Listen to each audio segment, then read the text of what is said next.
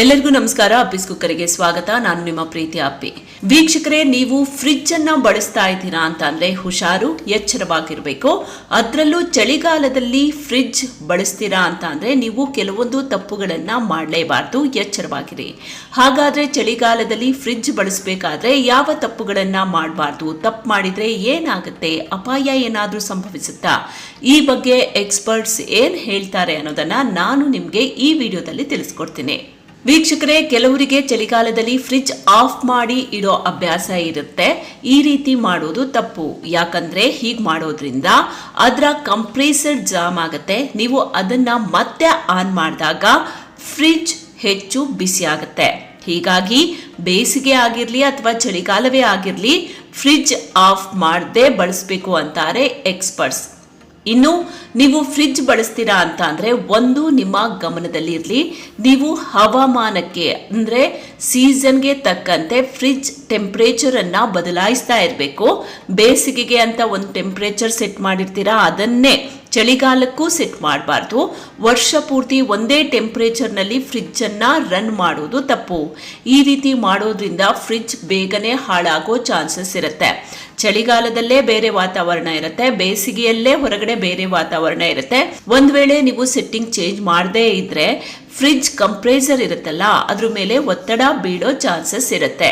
ಹಾಗಾಗಿ ನಿಮಗೆ ಎಕ್ಸ್ಪರ್ಟ್ಸ್ ಅಥವಾ ನೀವು ಫ್ರಿಡ್ಜ್ ತಗೊಬೇಕಾದ್ರೆ ನಿಮಗೆ ಅದ್ರ ಬಗ್ಗೆ ಡೀಟೇಲ್ಸ್ ಕೊಟ್ಟಿರ್ತಾರೆ, ಅದನ್ನ ನೋಡಿ ಸೆಟ್ ಮಾಡೋದು ಒಳ್ಳೆಯದು. ನೆಕ್ಸ್ಟ್ ಒನ್, ಡಿಫ್ರಾಸ್ಟ್ ಮಾಡುವುದನ್ನ ಮರಿಬೇಡಿ. ಚಳಿಗಾಲದಲ್ಲಿ ಫ್ರಿಡ್ಜ್ ಅನ್ನ ಪದೇ ಪದೇ ಡಿಫ್ರಾಸ್ಟ್ ಮಾಡ್ತಾ ಇರಬೇಕು. ಇಲ್ಲ ಅಂದ್ರೆ ಫ್ರಿಡ್ಜ್ ಒಳಗಡೆ ತುಂಬಾ ಮಂಜುಗೆಡ್ಡೆ ಕಟ್ಟುತ್ತೆ. ಆಗ ಫ್ರಿಡ್ಜ್ ನ ಉಷ್ಣತೆ ಕಡಿಮೆ ಆಗುತ್ತೆ. ಒಳಗಡೆ ಇಟ್ಟಿರುವ ಆಹಾರ ಪದಾರ್ಥ ಇರುತ್ತಲ್ಲ, ಅದು ಬೇಗನೆ ಹಾಳಾಗತ್ತೆ. ಇಷ್ಟು ಮಾತ್ರ ಅಲ್ಲ, ಫ್ರಿಡ್ಜ್ ನ ಕಂಪ್ರೆಸರ್ ಇದೆಯಲ್ಲ, ಅದು ಸಾಮರ್ಥ್ಯಕ್ಕಿಂತ ಹೆಚ್ಚು ಕೆಲಸ ಮಾಡಬೇಕಾಗತ್ತೆ. ಇದರಿಂದ ಫ್ರಿಡ್ಜ್ ಬೇಗನೆ ಹಾಳಾಗುತ್ತೆ, ಅಪಾಯ ಸಂಭವಿಸೋ ಸಾಧ್ಯತೆ ಕೂಡ ಇರುತ್ತೆ. ಅದೇ ರೀತಿ ಚಳಿಗಾಲದಲ್ಲಿ ತುಂಬಾ ಮನೆಗಳಲ್ಲಿ ಹೀಟರ್ ಗಳನ್ನ ಬಳಸ್ತಾರೆ. ಆದ್ರೆ ಹೀಟರ್ ಬಳಸಿ, ಆದ್ರೆ ಫ್ರಿಡ್ಜ್ ಇರುವ ಕೋಣೆಯಲ್ಲಿ ಫ್ರಿಡ್ಜ್ ಹತ್ರ ಯಾವತ್ತೂ ಕೂಡ ಹೀಟರ್ ಗಳನ್ನ ಇಡೋದಕ್ಕೆ ಹೋಗ್ಬೇಡಿ, ಬಳಸೋದಕ್ಕೆ ಹೋಗ್ಬೇಡಿ. ಹೀಟರ್ನಿಂದ ಬಿಸಿ ಶಾಖ ಬರುತ್ತೆ, ಅದು ಫ್ರಿಡ್ಜ್ಗೆ ತಾಗಬಾರ್ದು. ಫ್ರಿಡ್ಜ್ಗೆ ತಾಗಿದ್ರೆ ಫ್ರಿಡ್ಜ್ ಡ್ಯಾಮೇಜ್ ಆಗೋ ಅಪಾಯ ಇರುತ್ತೆ. ಕೆಲವರು ಏನ್ ಮಾಡ್ತಾರೆ, ಫ್ರಿಡ್ಜ್ ನಲ್ಲಿರುವಂತಹ ಕಾಯಿಲ್ ಕಡೆ ಗಮನನೇ ಕೊಡೋದಿಲ್ಲ. ಈ ಕಡೆ ಗಮನ ಇರ್ಲಿ. ಫ್ರಿಡ್ಜ್ ತಂಪಾಗಬೇಕು ಅಂತ ಅಂದ್ರೆ ಈ ಕಾಯಿಲ್ ಇರುತ್ತಲ್ಲ, ಅದು ಇರ್ಲೇಬೇಕು.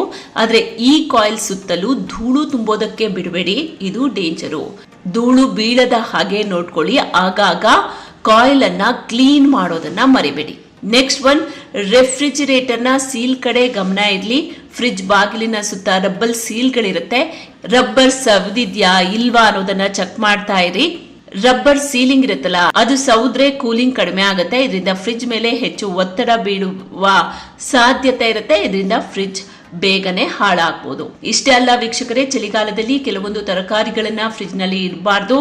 ಅದರಲ್ಲಿ ಮುಖ್ಯವಾಗಿ ಶುಂಠಿಯನ್ನ ಫ್ರಿಡ್ಜ್ ನಲ್ಲಿ ಇಟ್ಟಾಗ ತಂಪಿಗೆ ಅದರ ಮೇಲೆ ಬೇರುಗಳು ಮೊಳಕೆ ಬೆಳೆಯೋ ಸಾಧ್ಯತೆ ಇರುತ್ತೆ. ಹೊರಗಡೆನೂ ಕೂಡ ಥಂಡಿ, ಇನ್ನು ಫ್ರಿಡ್ಜ್ ಒಳಗಡೆನೂ ಕೂಡ ಕೋಲ್ಡ್. ಇದರಿಂದ ಶುಂಠಿ ಬೇಗನೆ ಹಾಳಾಗತ್ತೆ. ಇದನ್ನ ಬಳಸಿದಾಗ ಯಕೃತ್ ಮತ್ತು ಮೂತ್ರಪಿಂಡಗಳ ಮೇಲೆ ಕೆಟ್ಟ ಪರಿಣಾಮ ಬೀರೋ ಸಾಧ್ಯತೆ ಇರುತ್ತೆ. ಚಳಿಗಾಲ ಮಾತ್ರ ಅಲ್ಲ, ಬೇರೆ ಯಾವುದೇ ಸೀಸನ್ ಆಗಿರ್ಲಿ, ನೀವು ಶುಂಠಿಯನ್ನ ಆದಷ್ಟು ಫ್ರಿಡ್ಜ್ ಒಳಗಡೆ ಇರೋದನ್ನ ಅವಾಯ್ಡ್ ಮಾಡಿ.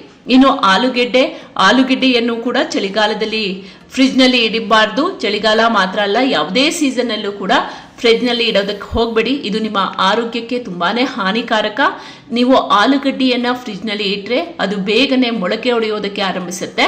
ಇದು ಮಧುಮೇಹ ಇರೋರಿಗೆ ಮಾತ್ರ ಅಲ್ಲ, ಮಕ್ಕಳು ಮತ್ತು ವಯಸ್ಸಾದವರಿಗೂ ಕೂಡ ಒಳ್ಳೆಯದಲ್ಲ. ನೋಡಿದ್ರಲ್ಲ ವೀಕ್ಷಕರೇ, ಚಳಿಗಾಲದಲ್ಲಿ ಫ್ರಿಡ್ಜ್ ಅನ್ನ ಹೇಗ್ ಬಳಸಬೇಕು, ಚಳಿಗಾಲದಲ್ಲಿ ಫ್ರಿಡ್ಜ್ ಅನ್ನ ಬಳಸಬೇಕಾದ್ರೆ ಯಾವ ತಪ್ಪುಗಳನ್ನ ಮಾಡಬಾರ್ದು, ಮಾಡಿದ್ರೆ ಏನಾಗುತ್ತೆ ಅಂತ. ಏನು ಮಾಡಕ್ಕಾಗಲ್ಲ. ಈಗ ಎಲ್ಲರೂ ಕೂಡ ಫ್ರಿಡ್ಜ್ ಅನ್ನ ಬಳಸ್ತಾರೆ. ಆದ್ರೆ ಕೆಲವೊಂದು ಮಿಸ್ಟೇಕ್ ಗಳನ್ನ ಮಾಡೋದಕ್ಕೆ ಹೋಗ್ಬೇಡಿ.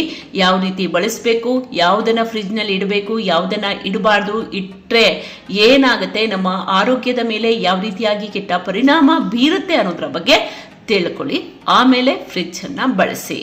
ವೀಕ್ಷಕರೇ, ಇದು ಎಲ್ಲರಿಗೂ ಕೂಡ ಯೂಸ್ಫುಲ್ ಆಗುವಂತಹ ವಿಡಿಯೋ, ಹೀಗಾಗಿ ಆದಷ್ಟು ಶೇರ್ ಮಾಡಿ, ಇಷ್ಟ ಆದರೆ ಲೈಕ್ ಮಾಡಿ. ಜೊತೆಗೆ ನೀವಿನ್ನೂ ಕೂಡ ನಮ್ಮ ಚಾನೆಲ್ ಅನ್ನ ಸಬ್ಸ್ಕ್ರೈಬ್ ಮಾಡಿಲ್ಲ ಅಂತಂದ್ರೆ ಈ ಕೂಡಲೇ ಸಬ್ಸ್ಕ್ರೈಬ್ ಮಾಡಿ, ಪಕ್ಕದಲ್ಲೇ ಬೆಲ್ ಐಕಾನ್ ಇರುತ್ತೆ, ಅದನ್ನ ಕ್ಲಿಕ್ ಮಾಡೋದನ್ನ ಮರಿಬೇಡಿ. ಮತ್ತೊಂದು ಹೊಸ ಇಂಟ್ರೆಸ್ಟಿಂಗ್ ವಿಡಿಯೋ ಜೊತೆಗೆ ಆದಷ್ಟು ಬೇಗ ನಿಮ್ಮ ಮುಂದೆ ಮತ್ತೆ ಹಾಜರಾಗ್ತೀನಿ. ನಿಮ್ಮ ಸಪೋರ್ಟ್ ಇದೇ ರೀತಿ ಆಗಿರ್ಲಿ. ನಮಸ್ಕಾರ.